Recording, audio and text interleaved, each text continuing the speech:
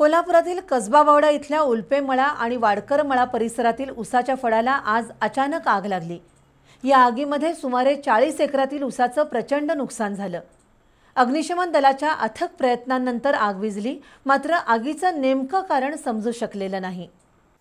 कसबा बावड्यातील उल्पेमळा आणि वाडकर मळा परिसरातील उसाच्या फळाला आज दुपारी 1:30च्या सुमाराला आग लागली आणि धुराचे लोट हवेत पसरू लागले। बघता बघता आगीनं रौद्ररूप धारण केलं। स्थानिक नागरिकांनी महापालिकेच्या अग्निशमन दलाला कळवलं।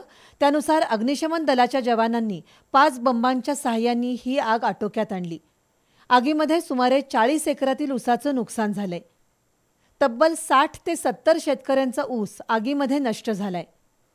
कसबा बावडा परिसरात एकरी 50 ते 70 टन ऊस निघतो।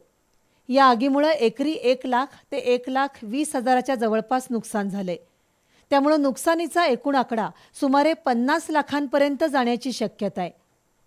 कसबा बावडा परिसरात दिवसा शेतीची वीज बंद असते, त्यामुळे शॉर्ट सर्किटने आग लागली असंही म्हणता येणार नाही।